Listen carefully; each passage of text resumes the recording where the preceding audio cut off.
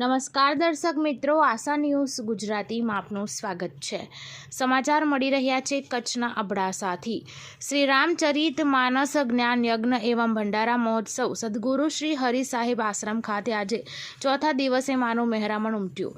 સદગુરુ શ્રી હરિ સાહેબ આશ્રમ હિંગરિયા ખાતે શ્રી રામચરિત માનસ જ્ઞાન યજ્ઞ એવં ભંડારા મહોત્સવનું આયોજન કરવામાં આવ્યું છે, જેમાં પ્રથમ દિવસ દીપ પ્રાગટ્ય, પોથી યાત્રા એવા કથા પ્રારંભ સહિતના કાર્યક્રમો યોજાયા હતા।